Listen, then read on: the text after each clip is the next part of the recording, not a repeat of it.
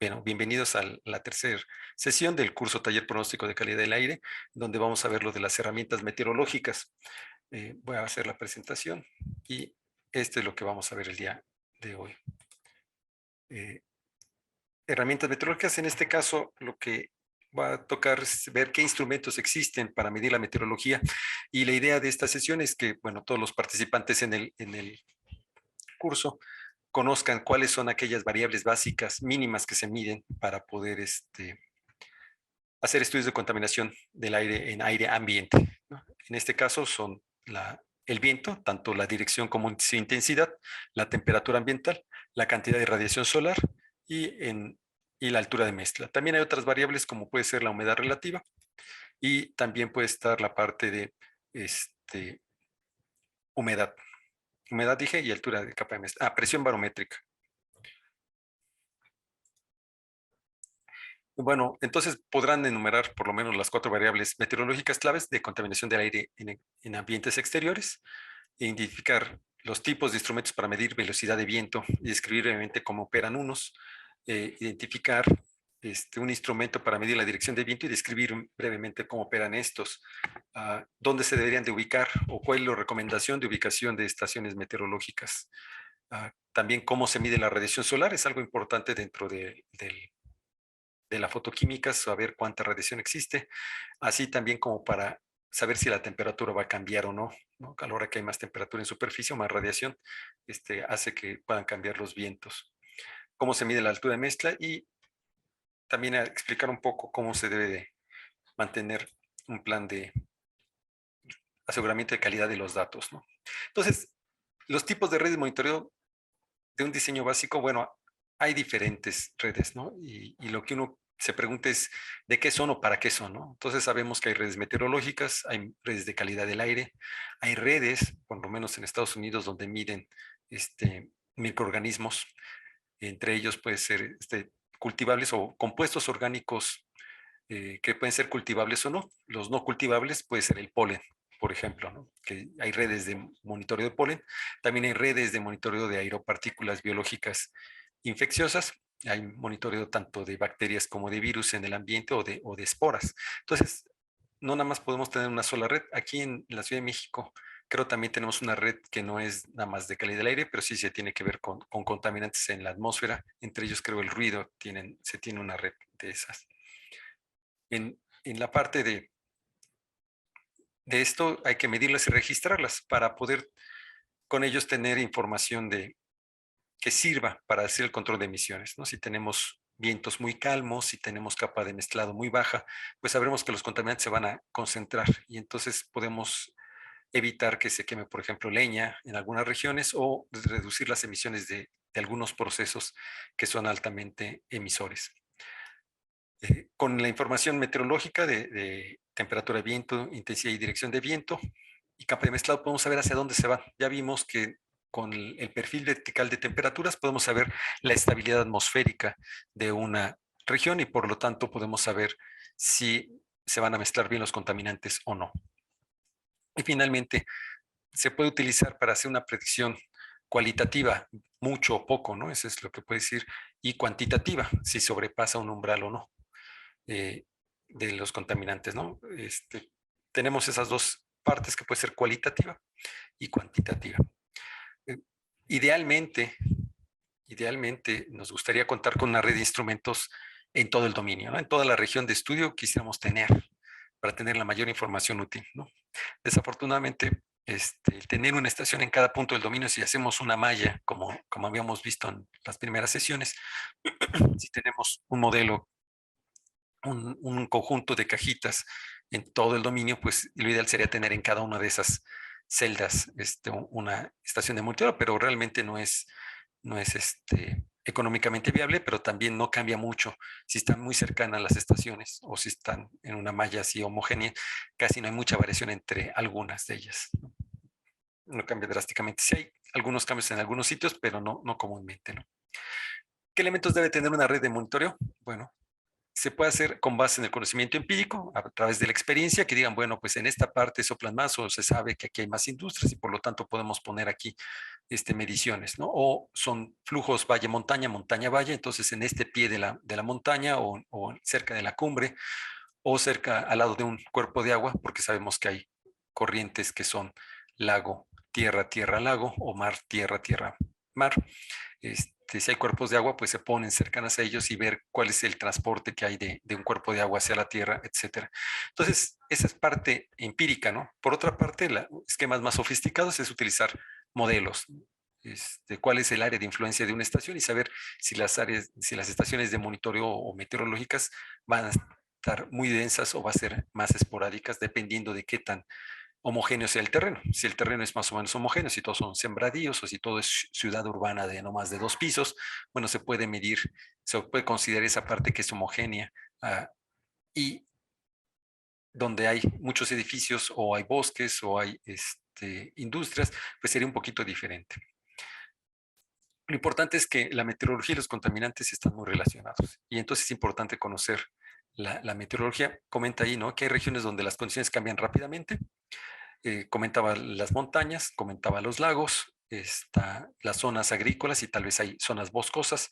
Entonces, donde hay árboles, pues va a haber una rugosidad diferente a la que se tiene si hay un lago o si hay un sembradío y si este sembradío sí tiene plantas o no. Bueno, no es lo mismo un sembradío de sorgo o de maíz comparado con un sembradío de alfalfa, ¿no? La altura de las plantas es diferente y eso cambia la rugosidad y por lo tanto la humedad y algún transporte. La humedad en cuanto a las plantas generan evapotranspiración, entonces dependiendo de la densidad de plantas, pues va a haber más o menos humedad que se obtiene, que se gana cuando pasa a través de uno de estos terrenos. ¿Qué otros elementos tiene? Bueno, como se comenta, no es necesario tener una distribución uniforme, pero se debe de considerar qué tipo de equipo vamos a utilizar, qué tan seguro va a estar ese equipo ahí, ¿no? Tenemos monitoreo aquí en los volcanes,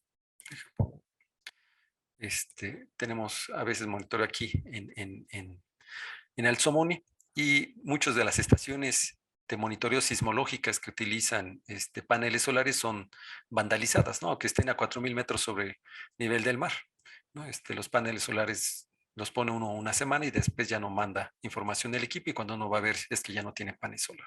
Entonces, ¿qué tipo de equipo se va a poner? ¿Qué seguridad debe tener el equipo? En un momento dado qué tan representativos son de esa región, ¿no? Si estamos poniéndolo en un sitio, por ejemplo, sobre una montaña, pues tal vez no sea representativo del valle, ¿no? Y si está en un valle y está cerca de un cañón urbano, o sea, edificios altos y vialidades, puede estar influenciado por la meteorología local. Por otra parte, ¿qué tan accesible es a esa estación y a los datos? Ya habíamos comentado que, bueno, hay formas de transmitir la información y si está muy lejos o está muy esporádico, tal vez no haya manera de comunicarse adecuadamente con eso. Y por otra parte, bueno, al Somoni, otra vez lo pongo como prueba, el ir hasta allá cuesta por lo menos 3 horas de viaje para ir a reparar algún equipo o revisar algún equipo o extraer datos. Entonces también tiene que ver la accesibilidad de esta estación y qué datos nos va a estar dando. Y ahí hay otros elementos que uno podría considerar, ¿no? Si hay una escuela cercana, si hay emisiones cercanas, o si hay algún campo de fútbol donde el suelo esté, bueno, no sea de pasto, sino sea de tierra, ¿no? Un campo de tierra, donde pues a veces los jugadores van y a la hora de jugar pues levantan más polvo y eso hace que las estaciones puedan medir o puedan deteriorarse más rápido en el caso de las meteorológicas, de que el polvo haga que tenga uno que ir a limpiar continuamente los equipos que tienen movimiento.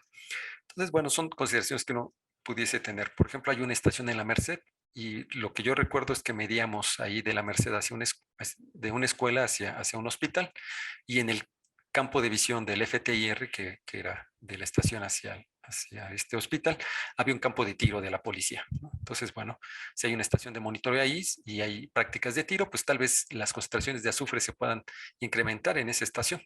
No sé si siga o no esa estación ahí por la Merced, pero pudiese ocurrir, ¿no? Entonces también tener ese tipo de consideraciones de que, bueno, qué fuentes hay cercanas, ¿no? Y que pudiesen influenciar las mediciones.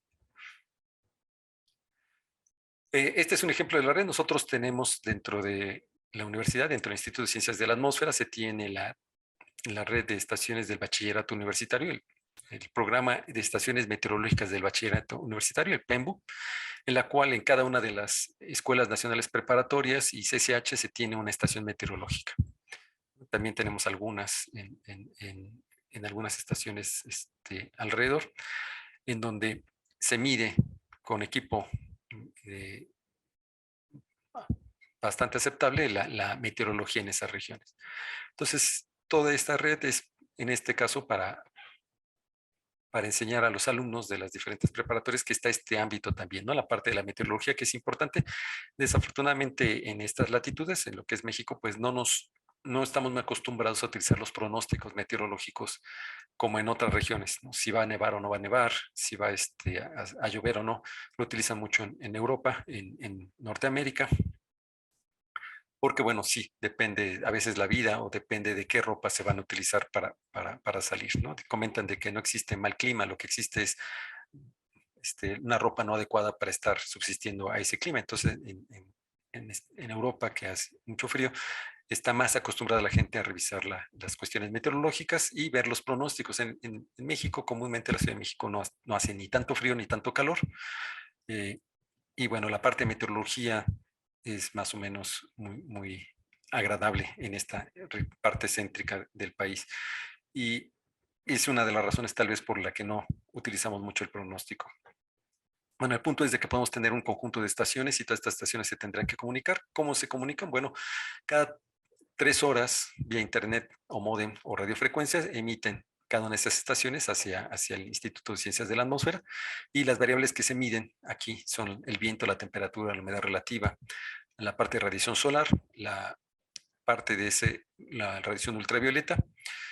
Tenemos equipo de precipitación y también barómetros para medir la presión. Sí, y con ellos se generan tanto estadísticas diarias, semanales y mensuales, y están disponibles los datos en la página del instituto del PEMBO. A quería mostrarse los cuales PEMBO actualmente esta red de observatorios universitarios. Entonces, este es el PEMBO ahora, ¿no? Y estamos actualizando la base de datos, como siempre sucede que en algún momento dado pues no transmite, ¿no? Estamos aquí en Ciudad Universitaria y esta es la información que se genera para estos días, del 13 al 19 de abril, ¿no? Y eso que estamos aquí. Entonces, uno entiende, ¿no? De cuando son estaciones que están fuera de un sitio, puedan o no transmitir automáticamente. Este sí es actual, las mínimas, máximas y mínimas de hoy, de esta estación que está en el plantel CCH en Naucalpan. Entonces, donde tenemos temperatura, humedad, lluvia, precipitación. Como ha llovido, pues no hay índice, pero sí hay precipitación mensual y anual, la que ha llegado a medir en ese sitio. Y cambios de presión barométrica, bueno, este es un ejemplo de cómo se puede desplegar información de una red. Ese es del programa de bachillerato universitario.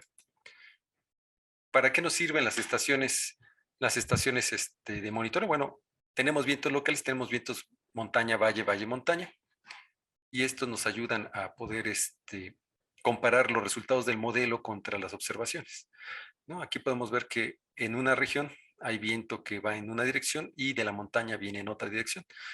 Y bueno, el modelo en este caso es el MM5 que está aquí, que podía reproducir estas condiciones meteorológicas de la región con base en las observaciones. No es cierto, esto no es así, esto está haciendo asimilación. Este, Esto no es modelo, esto es más bien, este dato genera un conjunto de vientos que está alrededor de esta parte. Están haciendo análisis objetivo con estos datos, por lo que estoy viendo. Y entonces, bueno, esto nos ayuda a ver líneas de confluencia y cómo es que los patrones, aunque estén muy cerca, una estación de otra estación, puede ser que sean diferentes por las condiciones meteorológicas. Lo que hemos observado en esto son las confluencias. ¿Qué significa una confluencia? Que viene viento de una dirección, viento de la otra, y este aire no se acumula aquí, sino sube a otras capas. ¿Qué es lo que sucede? Pues que barre de una región los contaminantes y de la otra también, y genera zonas donde hay altas concentraciones de contaminantes. Y es interesante porque una estación que esté cerca, relativamente cerca a otra, puede medir cosas muy diferentes aunque estén en la misma ciudad, por este tipo de procesos de confluencia meteorológica. Si bien una variable muy importante es la dilución, la ventilación de los contaminantes, y ahí tenemos que la velocidad del viento es importante para conocer la concentración de las emisiones. Entre mayor sea la velocidad, menor será la elevación de pluma, pero también será la mayor dilución de los contaminantes. La velocidad del viento se emplea con la estabilidad para ver qué tanta ventilación se puede tener en una región. Afortunadamente, bueno, los estudios que se han hecho y que conozco son del Valle de México. En la cuenca del Valle de México, las parcelas de aire una parcela de aire puede estar hasta 8 horas dentro del valle. Pero lo que se sabe es que comúnmente al par de horas ya una emisión que esté en el Valle de México deja de estar en el Valle de México, comúnmente. O sea, los vientos son muy intensos y hacen que tengamos una buena ventilación, lo que nos ayuda a tener buena calidad del aire la mayor parte del tiempo. Claro, ahí vamos a ver más adelante que hay procesos de sistemas de alta presión que nos pueden causar que tengamos mala calidad del aire, pero comúnmente tenemos buena calidad del aire debido a la ventilación buena en el Valle de México. ¿Cómo se mide? Bueno, hay dos tipos de instrumentos. Hay un anemómetro rotativo que utiliza este tipo de cubetas, paletas que tienen, y el otro es de hélice, ¿no? La diferencia entre este y este es que este anemómetro rotativo lo que tiene nada más nos da la intensidad de viento en X y Y, y este otro que tiene hélices nos da la intensidad del viento más la dirección de viento. Con esta paleta se alinea para tener la fricción menor, que es en la dirección del viento, y por lo tanto poder saber cuánto es su intensidad y dirección al mismo tiempo. En este no, este nada más nos dice cuál es la velocidad.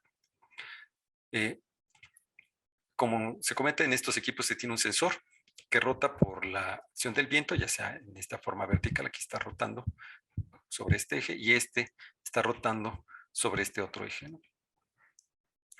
Y finalmente, a la hora que está rotando, genera una fuerza, pues electromotriz, electrónica, y a través de un transductor es el que genera una señal que se graba ya sea en una computadora o en otro equipo. De los anemómetros rotativos de cubetas, estos tienen 3 cubetas cónicas o semi-hemisféricas y están montadas sobre un eje. Qué tan rápido giren o no lo sea, nos va a decir la velocidad del viento. Tienen, como todos los equipos, ¿no? Tienen un rango óptimo de operación. A ciertas intensidades de viento, su comportamiento es lineal, o sea, entre más la velocidad que llega a generarse a la hora que se desplazan estas cubetas o estos conos, nos va a decir qué tanto es la velocidad del viento. Pero llega un momento en que si la velocidad del viento es muy alta o muy baja, no va a ser tan lineal el comportamiento y puede haber desviaciones. Entonces, tiene sus ventajas estos equipos, y como podemos ver, este equipo tiene por una parte su sensor de intensidad de viento, pero también tiene una veleta con la cual se orienta el viento. Por otra parte, el anemómetro de hélices tiene la hélice montada de forma horizontal y gira sobre una veleta también genera una señal eléctrica que es proporcional al viento. Tienen diferente sensibilidad, algunos son más sensibles que otros. Por práctica, el que más se utiliza es el de cubeta, es el que también más hemos visto, pero llega a verse en algunos casos estos de veleta.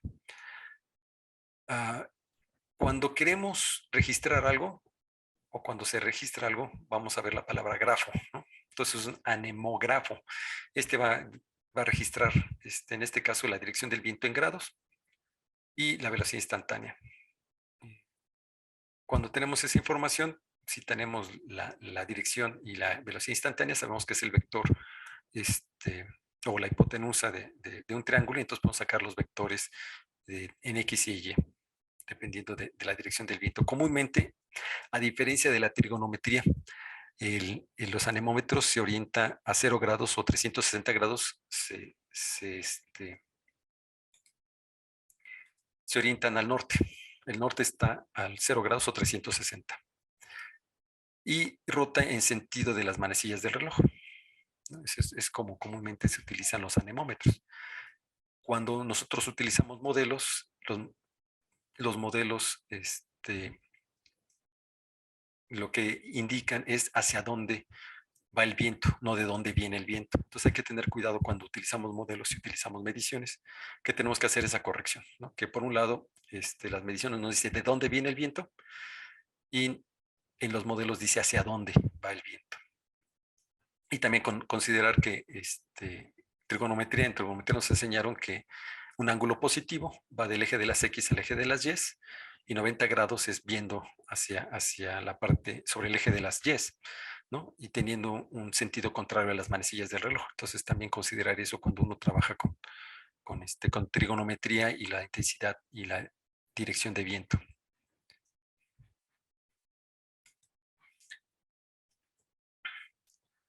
Eh, estos anemómetros de hélice, espérenme, estoy regresándome. Un transductor, existen diferentes formas de convertir energía mecánica en eléctrica y por lo tanto genera un registro, ¿no? Dependiendo de la intensidad con la que se genera, pues es más alta o más baja la velocidad con la que viene el viento. Y bueno, hay equipos que lo pueden convertir existe todo lo que se llama ciencia ciudadana y ya uno puede comprar sus anemómetros y dirección de viento y temperatura e instalarlos y generar, ahí, ya sea para Raspberry Pi o para Arduino, se puede generar este tipo de equipos y tener una mini estación de calidad de meteorología, ¿no? Pero bueno, dependiendo de lo que uno quiera hacer, si uno quiere nada más medir cuál es el viento en donde uno vive, pues eso puede ser suficiente. Pero si uno quiere dar un reporte que tenga una validez o que tenga cierta calidad que pueda ser útil para otros proyectos, pues necesita equipos que tengan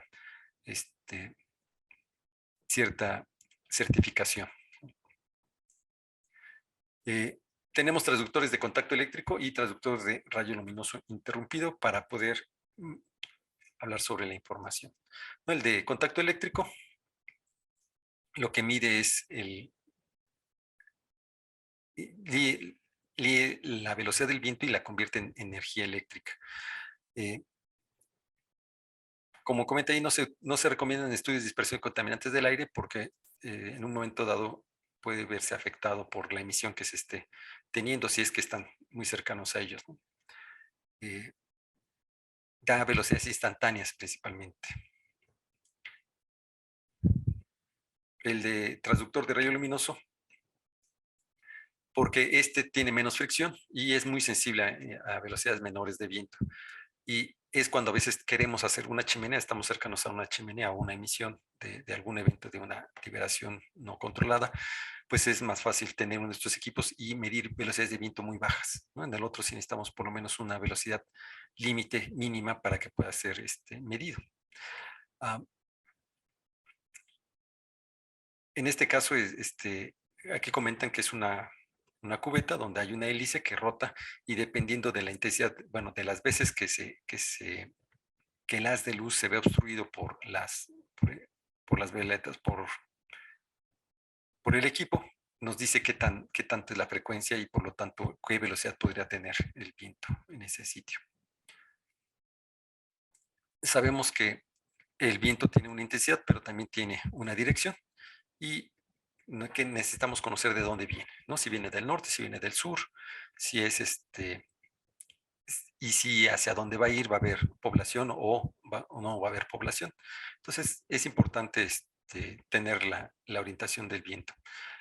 Comúnmente se utilizan brújulas, se utilizan equipos para ver dónde está el norte verdadero y sabemos, bueno, la gente que hace navegación sabe que el norte a veces varía ligeramente en algunas partes, el norte magnético principalmente. Y bueno, considerar qué tipo de qué norte, ¿no?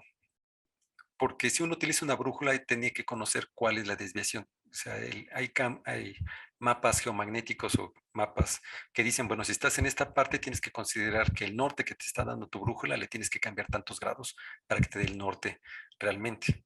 Entonces, bueno, por eso es importante saber dónde está el norte verdadero, porque puede haber una pequeña desviación de un par de grados, que pues pareciera que es poco, pero en algunos casos es importante porque en lugar de llegar a un campo despoblado, puede llegar a una zona habitacional con un viento que tiene una pequeña desviación. pero a larga distancia se puede convertir en algo que es importante. Otra forma de medir la dirección del viento son con estas paletas de viento, bueno, como las veletas. Y como comenta ahí, ¿no? Se señala la dirección desde la cual este sopla, de dónde viene el viento. Pueden ser de diferentes formas y tamaños. Algunas tienen dos, como se ve aquí, separadas, para conocer dónde viene el viento, y otras tienen nada más una sola. Otra de las cosas importantes es a qué distancia se tiene que poner una medición de viento con respecto a la última perturbación. Si este árbol tiene una altura de h, se tiene que poner una distancia 10h. ¿No? Si es 2 metros, tendrá que tener 20 metros del árbol hacia donde vamos a medir, ¿no? Donde debe estar ubicado los instrumentos de viento. Comúnmente se pide que se coloquen en la parte superior de la torre, pero bueno, si no se puede hacer así, por lo menos del diámetro de la torre esté a más de 2 diámetros de la torre, ¿no? La distancia donde está eso, para evitar perturbaciones de la torre sobre la dirección e intensidad del viento. Ya que vimos que el viento es uno de los más importantes, la otra variable importante también es la temperatura y la diferencia de temperatura. Entre la temperatura máxima y la temperatura mínima es importante para algunos estudios de contaminación. Eh, Generalmente la temperatura ambiente se mide a 2 metros sobre el nivel del suelo, pero también se mide a 10 metros, ¿no? El viento se mide a 10 metros de altura sobre el nivel del suelo, y ese es por convención, ¿no? Y los meteorólogos se pusieron de acuerdo y dijeron, ¿saben qué? Todos vamos a medir a 10 metros sobre el nivel del suelo, porque sabemos que el viento es diferente si estás cerca del piso a 10 metros o a 60 metros de altura. El viento va a tener un perfil, un sesgo. Bueno, el viento en la superficie es cero, y conforme uno va subiendo en altura, el viento puede incrementar su intensidad, y entonces se acordó que fuera 10 metros la parte estándar de medición de viento. Y comúnmente uno sabe que se mide en eso, y entonces lo que se utiliza para hacer cálculos de elevación de pluma y determinar estabilidades atmosféricas, se utiliza esos 10 metros donde se mide. De los sensores de temperatura hay tres tipos principales: los de expansión térmica, como el de mercurio, el de alcohol, que a veces se llega a utilizar. Nos llega a medir la temperatura, porque se van a expandir o se van a contraer dependiendo de la temperatura. Otro es por cambio de resistencia. Tenemos ciertos metales que se les hace pasar un voltaje, y si la temperatura se incrementa, su resistencia cambia. Y entonces, depende de la cantidad de intensidad eléctrica que estemos midiendo, podemos saber qué temperatura es. Y a veces se pueden poner metales de características diferentes, uno pegado al otro, y a cierta temperatura va a haber un cambio, va a haber una transferencia de electrones, y esto se puede medir. Entonces, las propiedades termoeléctricas de diversas sustancias, en función de la temperatura, se pueden utilizar, ¿no? Este tipo de termopares, que a la hora que se calientan puede haber una transferencia de electrones, o puede haber una deformación que mande una señal de qué temperatura se está teniendo a partir de estos. Como comenta aquí, bueno, ¿dónde se deben de ubicar estos instrumentos para medir temperatura y la diferencia de temperatura? Bueno, comúnmente a 2 metros de altura, y a 10, ¿no? En un momento dado, en algunas zonas, por ejemplo, nos tocó medir en una termoeléctrica cerca de la costa, y tenían una torre de 60 metros, y ahí tenían un anemómetro. Pues ahí medíamos la intensidad de viento, y también medíamos la temperatura, porque estaba más cercano a los 100 metros de la altura de la chimenea, o la chimenea tenía 100 metros de altura. Entonces a 60 metros, bueno, por lo menos era algo que nos daba una información que nos ayudaba a conocer cómo era el perfil, porque también tenemos otra estación a 10 metros de altura. Entonces podemos sacar el perfil y sacar una mejor dispersión de los contaminantes. Comentan de que el sensor de temperatura, por lo menos alrededor de 9 metros de diámetro, no debe haber, no debe haber obstáculos para que pueda medir. Dice que se debe colocar una distancia de al menos 4 veces la altura de cualquier obstrucción, y al menos 30 metros de áreas pavimentadas amplias, ¿no? Si hay un estacionamiento cercano, pues lo ideal es que no esté cercano a eso, porque ese estacionamiento, o en un momento dado una vialidad, se puede calentar mucho la temperatura sobre el asfalto, sobre el concreto, y eso genera una lectura errónea. Lo que también se conoce como ley, bueno, no es errónea, pero se sabe que dentro de las ciudades la temperatura al centro de la ciudad es más alta que en los extremos, y eso se conoce como isla de calor. Entonces, bueno, parte del fenómeno de isla de calor es por los materiales que tiene en esa industria, en esta zona, perdón. Dice, lo ideal es que esté en una capa natural de tierra o pasto y estar lejos de áreas con agua estancada. Debe estar blindados, protegidos de la radiación térmica y bien ventilados, porque en un momento ustedes han estado abajo de un techo de lámina y estos techos pues, uno siente la radiación. Entonces, si no está bien ventilado, si está dentro de uno de estos capuchones que no tenga buen aislamiento, pues puede tener una lectura diferente a la real. Otra parte importante para conocer los procesos que ocurren en la atmósfera es identificar la radiación solar. La radiación solar está relacionada con la estabilidad atmosférica y nos puede ayudar a saber si se van a dispersar más o menos los contaminantes, ¿no? Y la radiación solar depende de la cobertura de nubes. Algunos conocen que, bueno, las nubes se miden en octetos.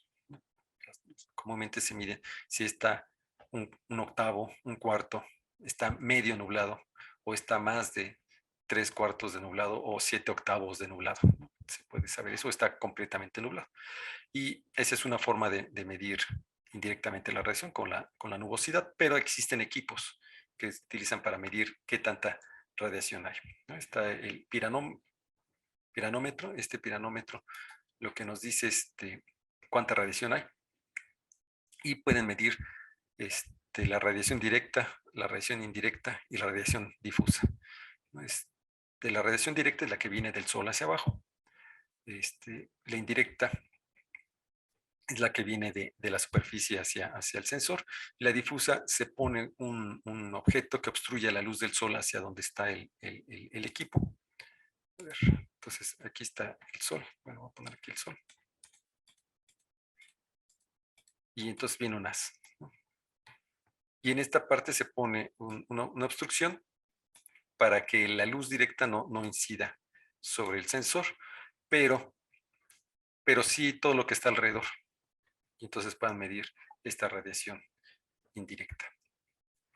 El radiómetro neto mide la radiación diurna y nocturna.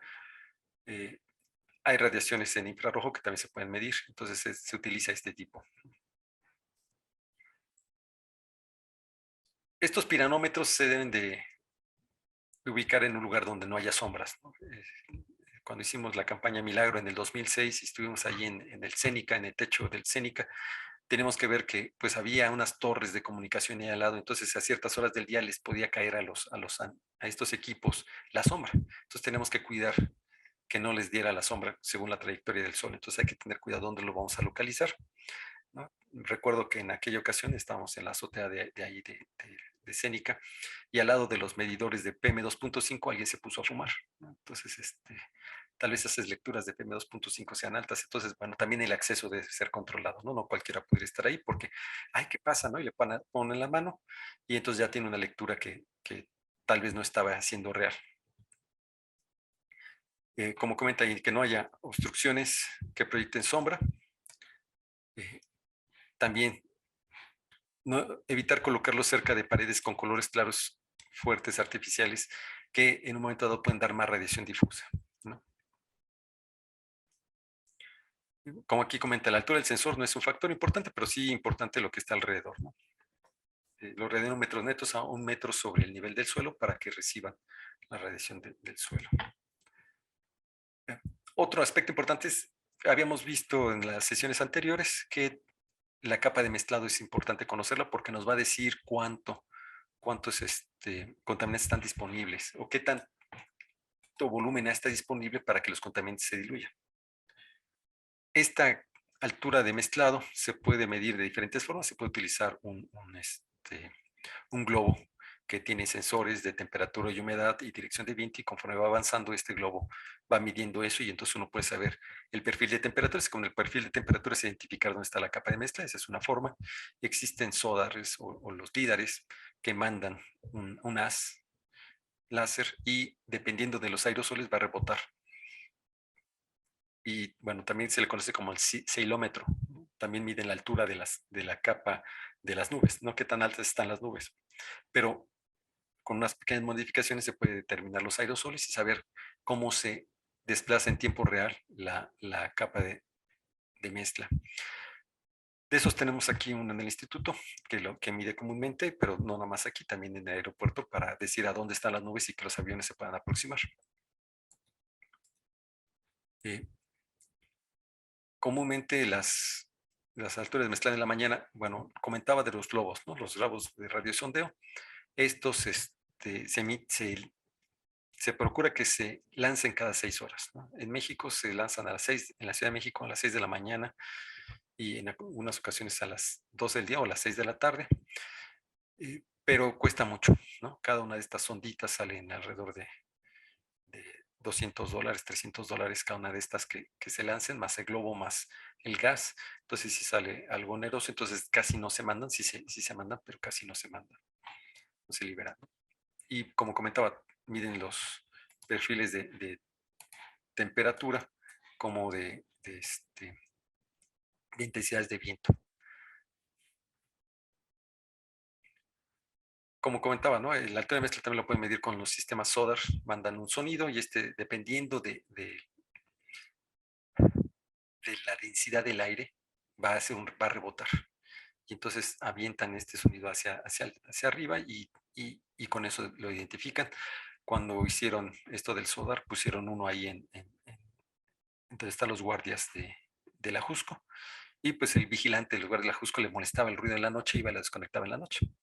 Entonces, cuando se hizo esa campaña de monitoreo, pues se perdieron los datos en la noche porque lo desconectaban porque estaba haciendo mucho ruido y no podían dormir.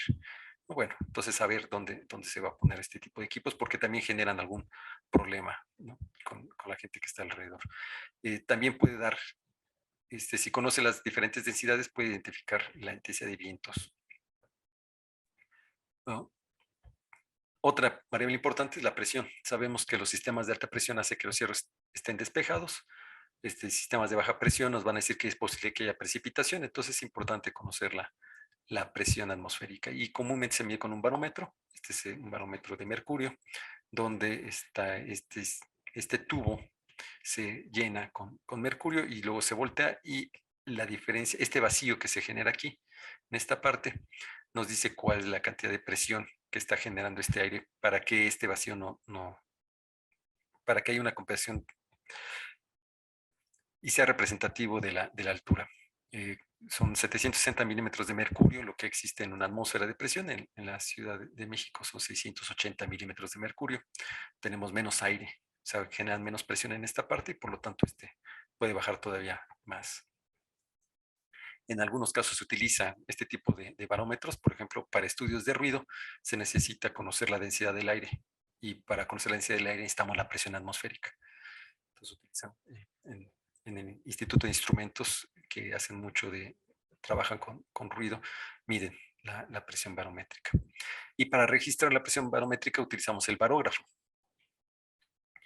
que gira con respecto a cierta velocidad y nos dice a cada minuto se va desplazando esto y entonces si sube o baja la presión, la va registrando y uno puede ver a qué hora subió y a qué horas bajó.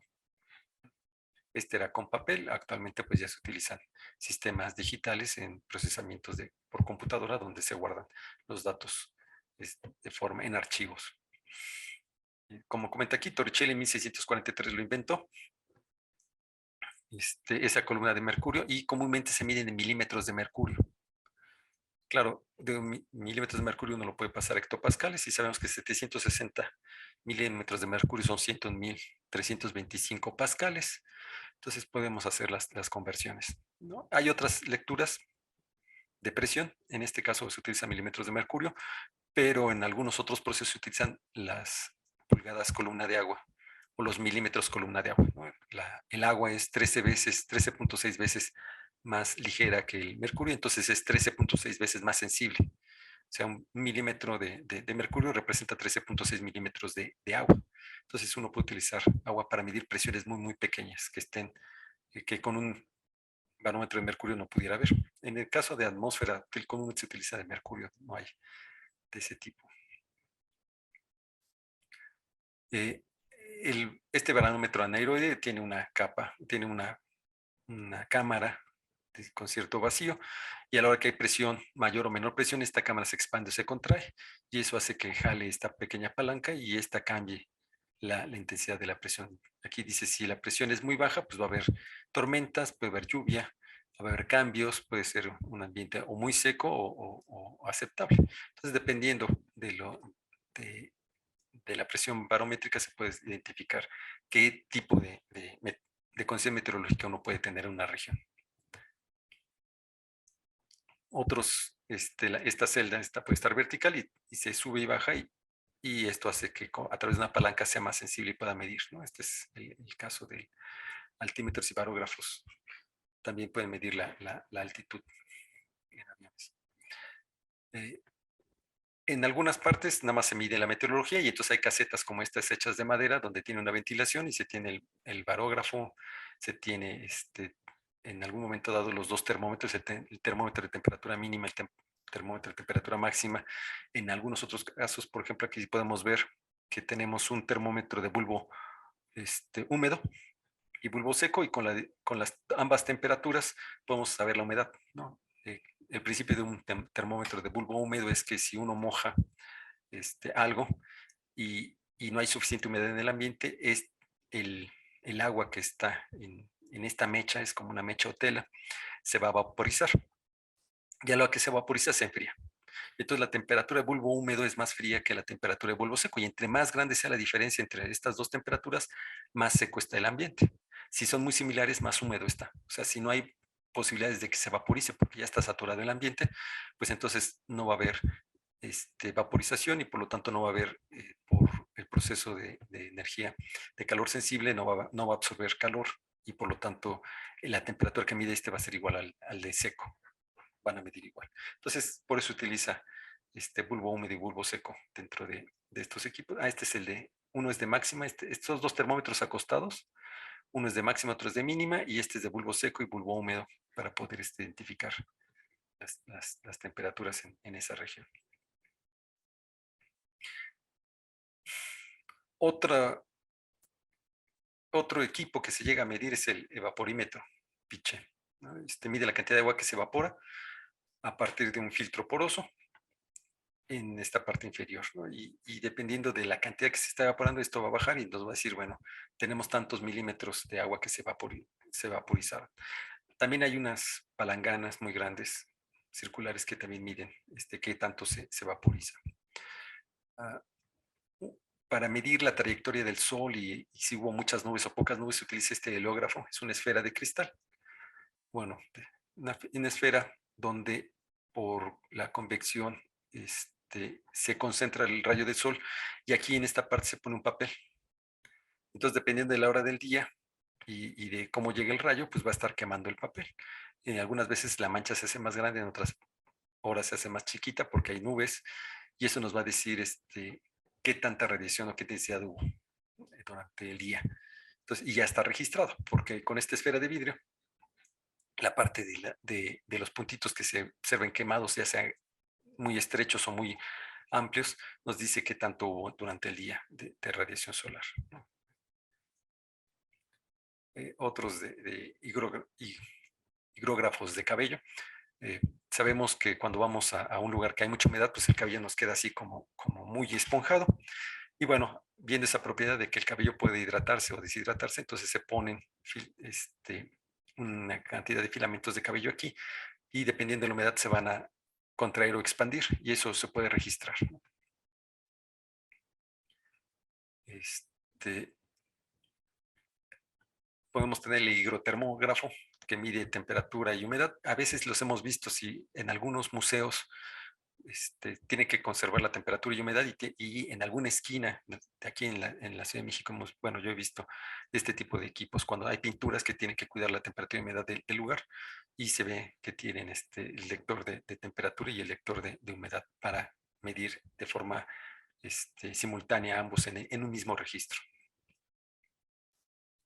También hay barómetros más chicos que se pueden utilizar.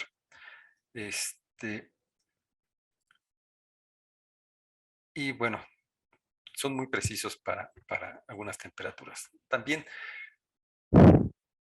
podemos tener la precipitación. Si tenemos precipitación, la podemos medir en milímetros de mercurio. Hay diferentes formas de medirlo. Hay equipos que tienen una campana que dejan pasar un flujo, o la campana llena una cubetita, y esta cubetita por su peso se desplaza y se descarga. Y entonces el número de veces que se descarga nos dice qué tanta agua cayó, qué tantos milímetros de agua cayó. Entonces hay diferentes formas de medir la humedad. Por ejemplo, esta placa, este triángulo, se llena de agua, y una vez que se llena se escurre y luego regresa a su posición, y luego vuelve a cargarse y se escurre del otro lado, y entonces el número de veces que impacta en estos puede decirnos qué tanta lluvia hubo, cuándo inició, cuándo terminó y qué intensidad se tiene. Hay equipos que utilizan, bueno, este es un pluviómetro que tiene una área superficial específica y se ve cuántos milímetros colecta por evento de precipitación. Comúnmente nosotros hablamos de milímetros de lluvia por metro cuadrado, pero si un milímetro lo multiplicamos por un metro cuadrado nos da litros. Entonces a veces en algunas partes dice cuántos litros cayeron, ¿no? Cayeron 2 litros por metro cuadrado, que serían 2 milímetros. Entonces también se utiliza. Les hablaba del bulbo húmedo y bulbo seco. Bueno, se llama ciclómetro. Este tipo de equipo mide la temperatura del aire seco y la temperatura del aire húmedo para evaluarlo. Este es otro equipo de vaporímetro que se pone agua y se ve cuánto se perdió durante el día de agua, para saber qué tanta humedad hay en el ambiente. Y finalmente tenemos el termómetro graficador, que nos dice cuál es la temperatura del aire. Estos son los equipos principalmente. Les comentaba de lectura máxima y mínima, que eran los termómetros acostados. Bueno, este es un disdrómetro, ¿no? Utiliza para conocer el tamaño de gotas y saber si es nieve o si son gotas. Y se utiliza manda una señal, y a partir de lo que está pasando en estas ranuras, se puede saber qué velocidad está cayendo la gota, y además si es esférica o es irregular. Bueno, casi no se utiliza. Nosotros tenemos aquí de estos equipos para medir la precipitación, pero comúnmente no se utilizan, ¿no? Porque son para estudios muy detallados. Tenemos que ver qué tan exacto es el sistema. Si nos está dando bien los datos, vemos los termómetros nos pueden medir décimas de grado, pero a veces tal vez no centésimas, ¿no? Entonces, bueno, tenemos cierta exactitud de los equipos. Por otra parte, la precisión, si realmente lo que se está midiendo es lo que está en la actualidad, eso es perdón, si exactos y precisos son las funciones que tenemos que buscar. Y la exactitud aquí comenta, ¿no? ¿Qué tanto se desvía del valor aceptado o válido? Y la precisión es qué tantos decimales podemos tener, ¿no? Y aquí están algunos valores para ver qué exactitud y resolución. O sea, que no se desvíe más del 5% del valor observado, la dirección no más de 5 grados, temperatura de medio grado, y la diferencia de temperatura no más de un décimo de grado. La radiación solar no más del 5%, y el tiempo que no varíe en más de 5 minutos. Y hasta qué tanto necesitamos medir, bueno, hasta 1.1 metros por segundo, 1 grado en la dirección de viento, 1 décimo de Celsius, y la diferencia de temperatura 2 centésimos. Y finalmente en la radiación solar 10 watts. Pues tenemos que asegurarnos la calidad de los datos. Y habíamos comentado ya la sesión pasada que para medición de variables de calidad del aire, pues tenemos todo un sistema de proceso de control de calidad del aire, ¿no? De que se garantice que los equipos están calibrados, que se tienen buenas lecturas, que se transmite bien, que se registra bien, y que aparte uno pueda analizarlos y ver si hay algún valor que no esté dentro del intervalo que uno esperase que esté. Y para ello, pues hay diferentes responsabilidades en los diferentes niveles, ¿no? Desde el personal del proyecto para informar los datos, para cómo se validan los datos, cómo se hace la auditoría, y finalmente cómo se hace la calibración de los diferentes instrumentos y sensores. Se tiene que tener un cronograma de mantenimiento preventivo con el objeto de que pues estén funcionando siempre bien los equipos, ¿no? También hay los informes de calidad que también estuvo, ¿no? A veces hay problemas por insectos, por aves, que no es tan, que aunque uno vaya y mantenga, también tiene que uno que cuidar esa parte. Y bueno, quería dejar este cuestionario. En los cuestionarios, y déjenme, lo pongo aquí. Pues bueno, regresando viendo las votaciones, podemos ver que de redes de monitoreo hay bastantes de calidad del aire que miden en las diferentes entidades, con algo de meteorología. Hay algunas que miden aeropartículas biológicas como polen, ¿no? Está la REMA. De ruido, bueno, no hay alguna, y de tóxicos tampoco. En la parte de compuestos que miden en la red, pues los gases criterio, como es el ozono, dióxido de azufre, monóxido de carbono, óxidos de nitrógeno, partículas, tanto la fracción gruesa como la fina, y en algunos casos compuestos orgánicos volátiles. Tienen algunas entidades 5 menos estaciones, entre 10 y 5 estaciones, entre 20 y 10 estaciones, y algunas tienen más de 30 estaciones, ¿no? Entonces sí es, considerando también las meteorológicas que trabajan, ¿no? Y principalmente lo usan para gestión de calidad del aire e información al público en general. Um, bueno, y los monitores son representativos de la región de ubicación, y hay algunos que se yuxtaponen, ¿no? Entonces, eso es interesante conocer.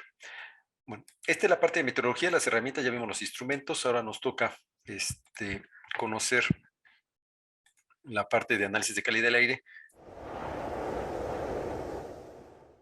En la parte de monitoreo de chimenea, bueno, monitoreo de calidad del aire ambiental, vamos a ver cuáles son las redes de monitoreo, algunas características de los métodos de referencia y equivalentes, y algunos contaminantes, criterio y principios de medición.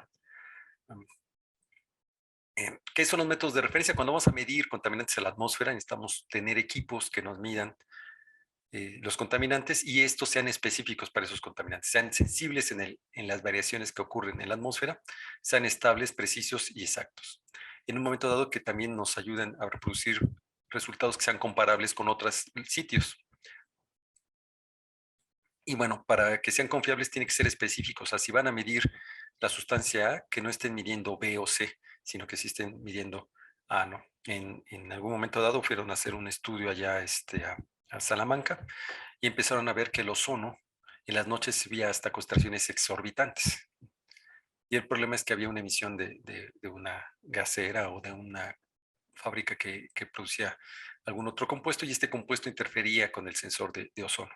Entonces, si bien era específico para ozono, no se había considerado que podía haber una fábrica que estuviera emitiendo tan cercano al equipo estas emisiones, y hacía que estuviera fuera de rango, ¿no? Entonces, bueno, que debe ser específico la sustancia que uno está teniendo, que sea sensible en el intervalo de medición. Eh, si va, hay sustancias que cambian en partes por millón. El monóxido de carbono tenemos 2 partes por millón en la atmósfera, pero el ozono tenemos partes por billón, ¿no? Podemos tener de 60 hasta 150 partes por billón, y entonces esa sensibilidad es diferente a la del monóxido de carbono. Y el intervalo también. No es lo mismo el ozono que existe en la troposfera, el ozono que está en la estratosfera, que tiene como el doble de valores. Que los equipos sean estables, que no varían con la temperatura, presión o con alguna otra condición, sean precisos y exactos, y que el tiempo de un promedio de muestreo sea el adecuado, ¿no? Habíamos visto el día de ayer la parte de las partículas, que hay equipos que miden cada 24 horas y hay otros equipos que miden cada 5 minutos, depende de lo que uno necesita. Si uno necesita un valor cada 24 horas, uno de esos está bien, pero si necesita cada hora, tal vez el de 24 horas no sea el más adecuado. Y bueno, qué infraestructura y qué costos uno tiene para realizar eso, ¿no? ¿Qué principio se utiliza para qué contaminante? Por ejemplo, el gravimétrico es el principio de referencia que se utiliza. Yo tengo un filtro, lo peso antes de usarlo, lo acondiciono, lo peso, se pone a monitorear, se regresa, se vuelve a acondicionar, se vuelve a pesar, y la diferencia en peso nos va a decir cuánta masa colectó, y con el registro de volumen muestreado se puede saber qué volumen fue el que pasó, y por lo tanto podemos sacar la concentración masa entre volumen de estas partículas. En el caso de metales y metaloides, se utiliza la espectroscopía de absorción atómica, que su objetivo es medir los diferentes cambios de energía dependiendo de los átomos que están presentes en la muestra. La espectrofotometría, ¿no? Dependiendo ya se hace fluorescente o de quimioluminiscencia, nos mide una cantidad de luz que se está emitiendo. No necesariamente es una luz visible, pero sí es un equipo que se puede medir, ¿no? La quimioluminiscencia o luminiscencia química para ozono y dióxido de nitrógeno, hay moléculas que cambian de estado a un estado más de mayor energía y cuando cambian de mayor energía a menor energía liberan un fotón y eso es lo que uno puede medir con esta quimioluminiscencia. La cromatografía de gases, por un lado, separa los compuestos orgánicos, los más ligeros salen primero y los más pesados después. Y si uno sabe cuánto es el flujo que está manejando, sabe a qué tiempo va a salir qué compuesto. Y posteriormente, con el detector de ionización de flama, dependiendo de la intensidad de flama, se puede saber qué número de átomos de carbono tiene y por lo tanto saber qué compuesto estamos hablando, ¿no? De qué masa estaríamos hablando y referirlo. Con la cromatografía de gases igual, ¿no? La cromatografía separa los compuestos orgánicos volátiles, los más ligeros y los más pesados, y luego con un espectrómetro de masas, dependiendo de la carga que tengan los átomos, se puede ver qué sustancia se puede tener. Y otro que también utiliza radiación infrarroja es el FTIR. Lo que hace es manda una señal y utiliza un interferómetro para generar una onda y bueno, una interferencia en la onda de la luz y dependiendo de cuando absorbe y no absorbe, se puede saber la diferencia de absorción y con esa diferencia de absorción saber qué es la concentración tanto de monóxido de carbono, metano, compuestos orgánicos volátiles eh, y algunos otros gases también se pueden ver. Tiene alguna interferencia con humedad porque es en el infrarrojo y en el infrarrojo el vapor de agua absorbe mucho. Entonces tiene que restar la humedad de fondo, por decirlo así, o la humedad que hay en el espectro para poder saber este, cuánto está uno midiendo y no sea el gas más el vapor de agua, sino simplemente sea el gas.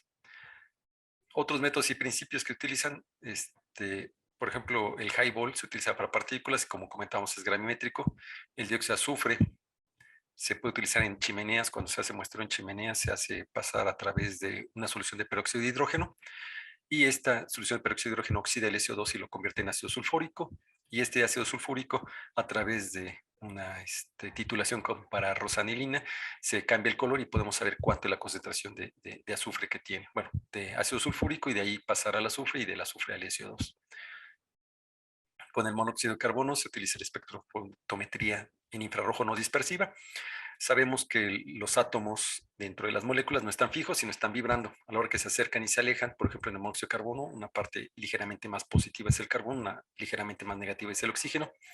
Y a la hora que se acercan y se alejan, generan un campo electromagnético que puede absorber infrarrojo o emitir infrarrojo. Si se absorbe infrarrojo, podemos saber si hay mucha absorción en ciertas longitudes de onda del infrarrojo, podemos saber que hay cierta cantidad de monóxido de carbono y entonces es como se determina. La parte del ozono y dióxido de nitrógeno, como comentaba, ¿no? Se utiliza estados de alta energía de las moléculas y que emiten un fotón y uno puede, se utiliza el NO, utiliza NO para reaccionar con el ozono y liberar cierto tipo de moléculas con cierta excitación que liberan electrones. Y finalmente los hidrocarburos o los compuestos orgánicos volátiles por cromatografía de gases. Otros métodos que no son de referencia sino equivalentes es el dióxido de azufre con fluorescencia pulsante, que es el que comúnmente se utiliza en las redes de monitoreo. A diferencia de la fosforescencia, la fluorescencia emite más rápidamente un fotón, o sea, recibe energía y luego libera rápidamente esta energía en forma de un fotón y entonces uno puede saber cuánto dióxido de azufre hay. Y de la parte del ultravioleta el ozono puede absorber, entonces a la hora que se utiliza ultravioleta podemos saber cuánto ozono hay a través de su absorción en el UV. Algunos ejemplos de los equipos, este es para el highball con su registro, aquí en esta parte superior, en esta parte superior va el filtro que está cubierto para evitar que entre polvo o se moje. Bueno, se puede poner en estudios marinos, por ejemplo, es esto, y algunos otros equipos para medir partículas también, como los anteriores para ver PM2.5. El de ozono, lo que se hace es que se pasa una muestra, tenemos una celda de referencia y se tiene un convertidor. En este convertidor uno, bueno, aquí entra la muestra, perdón. Aquí entra la muestra en el convertidor que hace que se transforme se modifique el gas y se pasa por aquí y se ve sin ozono, que cuánto se absorbe. Y luego se apaga, se vuelve a pasar y con ozono y ve cuánto es la diferencia. Y en un momento dado, este mismo aire, pues, bueno, lo que pasa es que se pasa por una parte y por otra parte, y en un lado si hay ozono y en el otro no, y se sabe cuánto se absorbe y cuánto con y sin, y la diferencia nos da el, el, el, el, la concentración de ozono en esa región, y también se cambia, la celda de referencia se cambia por la de muestreo y la de muestreo por referencia para tener lecturas. ¿No? Una estación de monitoreo, los que no la conocen, que comúnmente trabajan en inventario de emisiones o en otras áreas, bueno, es cómo se ve, ¿no? Se tienen diferentes equipos, algunos miden, algunos equipos sirven para calibrar los otros equipos, otros miden compuestos orgánicos volátiles, miden, hay generadores de aire cero, hay generadores de ozono, está una computadora donde se colectan los datos, de óxidos de nitrógeno, de partículas, y tenemos diferentes rotámetros para ver los flujos que pasan por cada una de las partes de los equipos, ¿no? Y despliegues gráficos, pantallas para ver las observaciones. Entonces, cuando uno ve una estación de monitoreo no sabe ni qué, a veces qué miden, hasta que no se acerque y ven, este mide monóxido de carbono, este mide, no sé, partículas, este no mide nada, sino genera aire cero o genera ozono, ¿no? Para hacer los muestreos. Nosotros tenemos un PTRMS, que es un Proton Transfer Mass Spectrometer. No, no es cierto, no tenemos. Tenemos una EMS. Este sirve para medir compuestos orgánicos volátiles en tiempo real. Lo que hace es que bombardea las moléculas. Estas moléculas se cargan y caen de diferente forma. Bueno, caen a diferente tiempo. Y con la masa se sabe qué tanto es, si es de un carbón, dos carbonos, cinco carbonos, y entonces uno puede inferir si es un cierto tipo de compuesto orgánico y de ahí sacar, dependiendo de las firmas que se generen, o sea, cada molécula de cierta sustancia se va a romper en diferentes fracciones y con esas fracciones uno puede saber, el formaldehído se rompe de esta forma, las cetonas se parten de esta forma y entonces podemos reconstruir cuánto hay de cada uno de estos compuestos, ¿no? Con el PTRMS. Esto da lecturas en minutos, ¿no? Este es el DOAS, es en ultravioleta y el FTIR en infrarrojo, pero a fin de cuentas lo que hacen es absorber el, es, bueno, el AS es absorbido por las concentraciones de contaminantes que están en la trayectoria abierta. Entonces uno puede saber qué gases hay integrados en la horizontal. La ventaja que tienen es que pueden ver distancias grandes y puede enfocarse a diferentes sitios y entonces de un sitio puedes abarcar un área más grande que una sola estación. Y finalmente el LIDAR, que utiliza un rayo láser que se manda hacia el cielo, hacia la parte vertical, y dependiendo de cómo se reflejan las moléculas y átomos, va a regresar a las... sabemos la velocidad de la luz y entonces en fracciones de segundo mide. Y entonces sabemos cuándo se mandó el haz y entonces lo que regresó en una fracción de segundo puede ser de la altura más baja, en otra más arriba y así. Y entonces tiene una frecuencia muy alta para medir a diferentes alturas qué tanto está regresándose este haz de retro. O sea, por una parte lo manda y por otra parte lo recibe. Y cuando lo recibe puede saber cuánto se absorbió o de qué es lo que puede haber ahí. Ya sea gases, en este caso ozono, está midiendo ozono en altura, ¿no? Para varios días. Son equipos muy sofisticados y alguna vez lo trajeron para medir en la calidad del aire.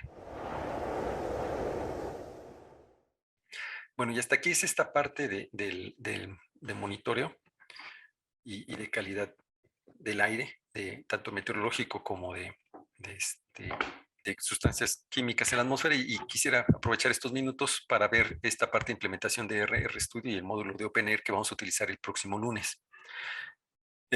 Bueno, aquí voy a dar la parte de cómo se podría instalar en una PC. No sé si todos tengan la facilidad de tenerla. Ahorita lo que voy a pedir va a ser demostrativo. El video va a estar en el sitio de la página del curso, donde podrán ver este curso, esta parte, ¿no? Y dicho eso, la idea de esto es instalar RStudio y finalmente esto que esté listo para usarse el próximo lunes, que vamos a empezar a trabajar con la parte de taller, ¿no? Este es un curso taller, ahorita ha sido curso, ha sido un poquito de medio práctica, de que hagan los cuestionarios, de que que practiquen entrar a la página de Moodle. Y en esta parte lo que queremos es hacerlo demostrativo para que lo puedan replicar y en un momento dado lo tengan instalado en su máquina. Se les hizo llegar un correo con un login y un password y una página donde vamos a utilizarlo el día lunes, ¿no? Pero en principio lo que vamos a hacer en esa página lo vamos a hacer el lunes y lo que vamos a hacer ahorita lo podrán hacer en su equipo y posteriormente un ejercicio sería que hacerlo en su equipo, estos mismos ejercicios que vamos a presentar el día lunes. Bueno, a fin de cuentas, el, el, el R es un software libre para hacer análisis estadísticos, que es todo un lenguaje que se trabaja y dentro de todos los paquetes que tiene un paquete que se llama OpenR, uno de los desarrolladores que estuvo allá en Londres, está aquí con nosotros, el doctor Iván Yasmani Paniagua, hizo algunos de los softwares, algunos de los módulos que tiene este software para hacer análisis y la idea de este paquete que fue financiado por el Concilio de Investigación Ambiental de Inglaterra, pudieron generar este paquete para analizar datos de calidad del aire, ¿no? Eh, Hay manual en español, el día lunes se va a compartir esta nueva parte donde están los manuales en español de OpenAir y de lo que estamos trabajando. Entonces, voy a empezar con esta parte del ejercicio de descarga e instalación, lo voy a hacer en una máquina virtual y para ello voy a tener que salirme de aquí y, este, y detenerla. Voy a detener tantito la... Entonces, viendo la máquina virtual, ¿no? Si uno entra a la página de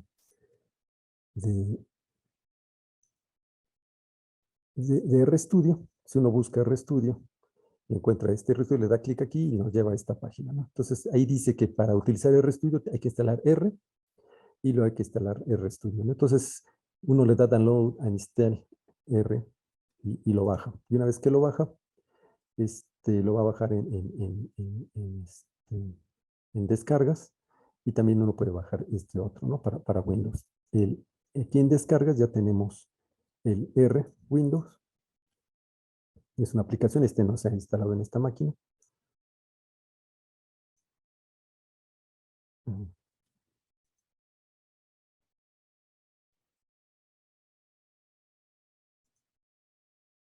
Sí, el problema es que a veces sus máquinas que ustedes tienen no tienen permiso de administrador. Entonces, para evitar que tengan algún problema, vamos a darles acceso a una plataforma que se llama Jupyter, en donde donde está esto, ¿no? Entonces, bueno, aparece que idioma español, vamos a darle a aceptar. La licencia, se supone que, bueno, se lee la licencia, qué es lo que se puede hacer, qué es lo que no se puede hacer sobre esto, y una vez que uno llega al final, le puede dar siguiente, en donde uno lo quiere instalar.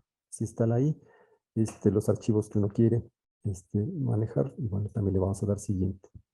Dice, ¿desea utilizar las opciones de configuración? Bueno, yo le voy a dejar las que tiene originales, le voy a decir que no, y entonces voy a dar siguiente.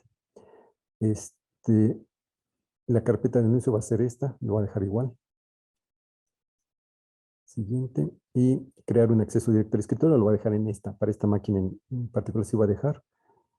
Bueno, y también voy a hacer un inicio rápido aquí abajo, y guardar el número, asociar los archivos RDAT con R, sí. Y bueno, empieza a hacer la configuración. Empieza a instalarlo. Ya está. Bueno, entonces ya instalamos R, ¿no? El R es una parte, es el engine, el motor que hace que funcione RStudio. El siguiente le podemos dar descargar y nos lo descarga en alguna parte. En descargas comúnmente lo descargo, bueno, yo ya lo tenía descargado para evitar descargarlo dos veces. Y no sé si me está... Bueno, ya, debí descargar ahorita que termine de descargar. La última versión, la 3.3 Plus, ¿no? Que se tiene. Y de esta es la versión 2023-031, la que estamos utilizando. Bueno, voy a abrir este.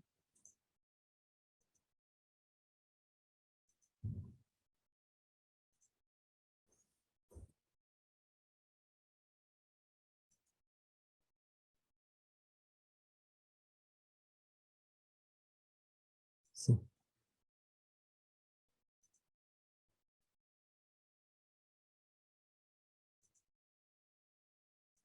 Ojalá no me esté haciendo 2 veces. Ahí me pregunta dónde se quiere, y entonces lo dejamos ahí. Va a utilizar 820 megas. Instalar. Y bueno, ahí está instalando los diferentes módulos y paquetes que requiere el RStudio. Bueno, esto es lo que viene en la página 23, a partir de la página 23 del cuadernillo, del módulo 3, y que son estos pasos, ¿no? De que uno lo baja, lo instala. Si uno tiene privilegios de administrador, lo podrá instalar en su máquina, pero no sé si todos tengan privilegio de administrador. Si no lo tienen, bueno, tenemos una configuración que vamos a usar el próximo lunes, por eso les llegó un correo con su login y password para entrar a la plataforma de Jupyter. Estamos pensando que fueran 30 personas, tenemos más de 31 personas, y entonces algunos no les, bueno, algunos nos tendrán que contactar para darles su login y password si es que no les llegó su información. Otra vez. Vamos a ver acá abajo. Una pregunta, doctor. En el cuadernillo 3 está cómo instalar esto. Sí, está en el cuadernillo 3, está también en la presentación. Dejo de compartir. Mientras esté instalando, dejo de compartir tantito y presento la página web donde está el curso. Un segundo, por favor. ¿Sí? Bueno, esta es la página que ustedes tienen. Aquí está lo de antecedentes. Aquí vienen las preguntas que se pueden realizar, que les pido que las vayan realizando. Viene los materiales, entre los materiales del módulo 1. Dentro de los materiales, ahí está lo que vimos, los ejemplos de peso molecular húmedo y seco, la parte del gaussiano, la parte de los ejercicios que hicimos del modelo de caja, ¿no? Aquí están en Excel. Están las presentaciones y los cuadernillos. Entonces, en el cuadernillo 3, en la página 27, ahí viene cómo se instala esto, ¿no? Y en este otro, en la segunda parte, es la presentación que voy a mostrar ahorita. Mientras está instalando, y dejen yo la presentación. Ok. Entonces, también en esta parte, bueno, esto es lo que estuvimos viendo, ¿no? Descargar la instalación de R, uno puede instalar directamente del Compressive Error Archive Network, de CRAN. ¿Dónde está el R? Está la liga, está también la liga también está en el cuadernillo. Instala por primera vez, se descarga, se selecciona el archivo, ya hicimos esta parte, se ejecuta la instalación y y bueno, ya que se ejecuta y está instalado, ya, bueno, no hicimos esta parte de correr el RI, ahorita lo voy a poner. Tenemos, el software R tiene esta ventana, tiene una ventana que se puede utilizar. Y después estamos haciendo ahorita la instalación de RStudio. Este es un entorno de desarrollo, en el cual... ¿Podría hablar un poquito más fuerte? Sí. Se Sí. escucha bajito. Gracias. Gracias por comentarlo. El siguiente es el RStudio, donde es un entorno de desarrollo que lo que hace es facilitar el trabajar con el R, ¿no? Y como es de código abierto, tiene muchas actualizaciones que se pueden utilizar y también tiene diferentes áreas. Ahorita voy a poner la otra imagen. Bueno, ya terminó de instalar el RStudio. Le doy aquí terminar. Ya terminó. Y la parte de R, nada más ver que R esté funcionando, esto nos dice, está escribiendo R, ¿no? Esto es R, nada más. No va a guardar el área de trabajo. Y RStudio debe estar aquí en R, ¿dónde está? A ver si aquí está RStudio. RStudio despliega esta otra ventana con 4 áreas. Ok, voy a escoger en este caso, como sé que mi máquina tiene 64 bits, voy a escoger 64 bits. y ya, arranca el RStudio. Tiene 3 secciones esta, ¿no? Tiene esta parte de la consola.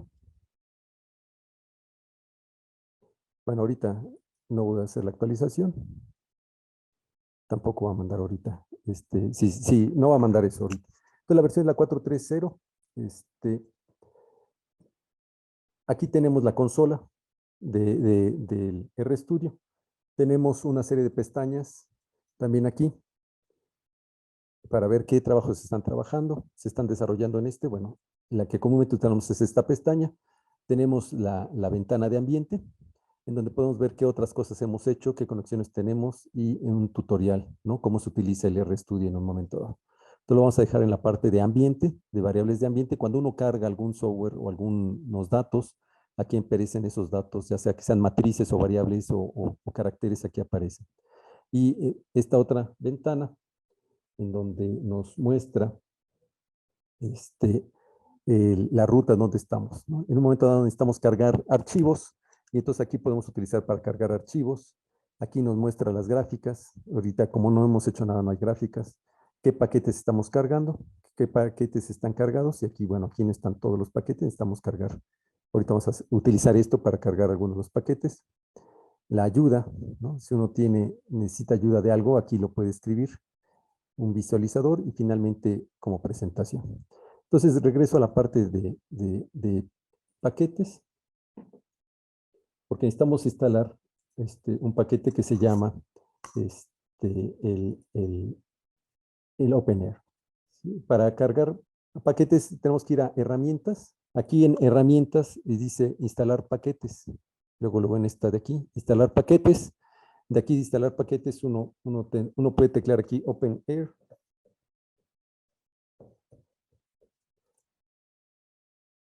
Y le decimos install. Bueno, aquí no sé, no me fijé si le puse que instalar las dependencias o no, pero empieza a bajar los datos, y buscarlo y bajar lo que necesite bajar para instalarlo. Como es una instalación nueva, carga muchos paquetes para instalarse. Y entonces nos dice si sí lo pudo hacer o no lo pudo hacer.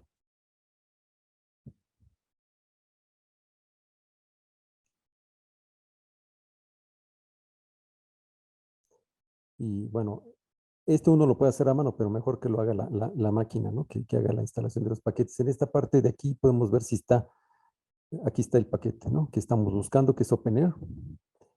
Que ya lo instaló. No estaba, ahora ya lo instaló. Y hay una serie de ayudas que puede darnos y algún tipo de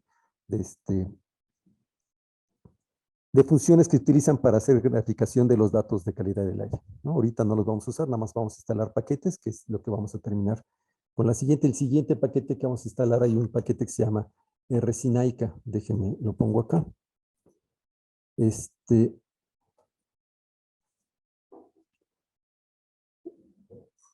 Una persona desarrolló esto desde el octubre del 2022 y tiene dos. Tiene uno que es para la Ciudad de México, que es el hoyo de smog, RSynaica, bueno, en donde uno puede bajar los datos de todas las estaciones de calidad del aire de todo México, ¿no? Todas las estaciones que existen las reporta el SYNAICA o lo que esté reportado en el SYNAICA y uno las puede bajar. En un momento dado, si uno no tiene información, podría utilizar esto. ¿Cuál es el problema? Que nada más baja un mes y para una sola estación por vez. Entonces, tendría que hacer, si son 10 estaciones, tendrían que hacerlo 10 veces para un mes, y si es un año, pues tendrían que hacerlo 60 veces, ¿no? Bueno, pero bueno, para eso se puede programar y se puede realizar, ¿no? Este es un ejemplo que uno puede realizar ahí. Voy a regresar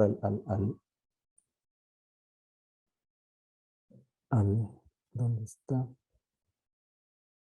En ¿no? Entonces vamos a buscar el otro paquete, Tools, Install Packages, y aquí vamos a buscar RSynaica.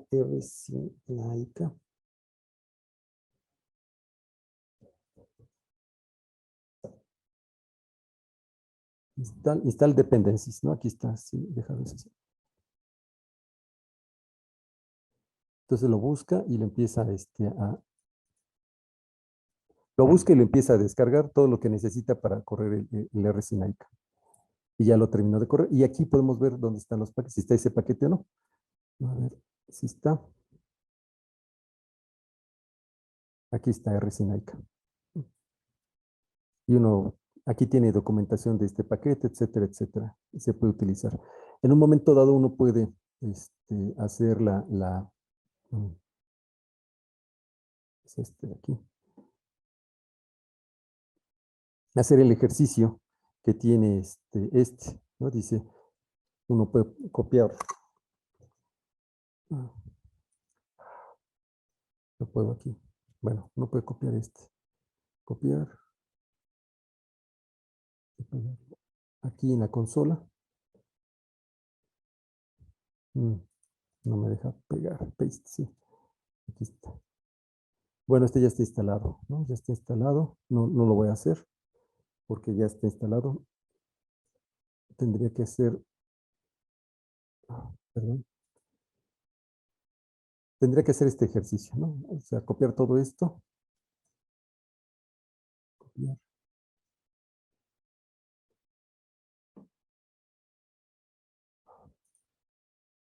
¿Por qué no me deja copiar?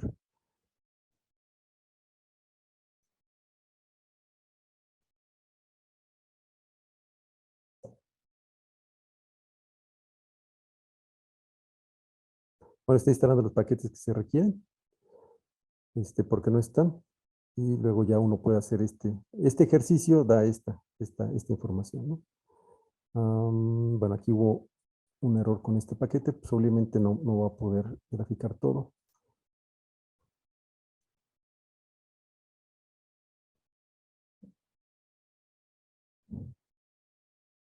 Sí, bueno. La idea es de que uno puede hacer esta, a ver, ¿qué traigo? A ver. Me está diciendo que no instaló un paquete.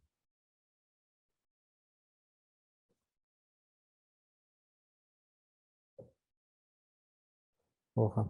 Ok, este paquete no lo encontró, tengo que buscar dónde está ese paquete. Es un paquete, que aquí no está, ya me acuerdo que aquí está la lista. Vamos a buscarlo. Y aquí tools, tal package, paste.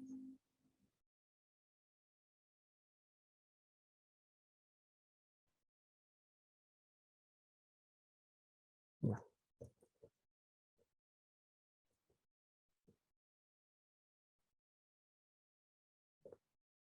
Ahí está. Este paquete, el KNITR, grafica esto. Dice cuáles son las estaciones y me dice qué estaciones hay. Posteriormente, estoy usando la tecla hacia arriba. Estoy usando la tecla que va hacia arriba del teclado para ver las instrucciones anteriores que había hecho. Entonces, aquí se supone que en plots debe de estar, ¿no? Aquí en plots aparece ya el mapa de las estaciones que están utilizando. Y luego aquí dice que va a escoger de esas, va a escoger la estación 102 y va a ver qué fechas tiene. ¿No? De aquí de la estación 102.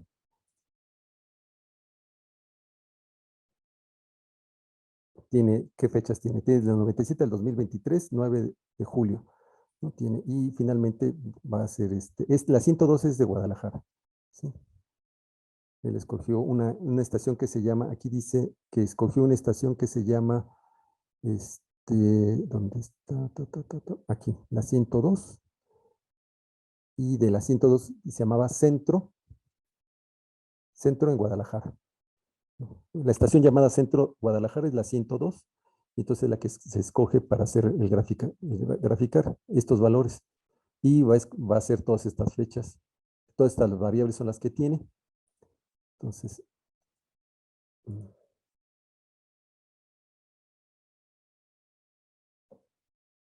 ¿no? Son las variables que tiene con esa instrucción.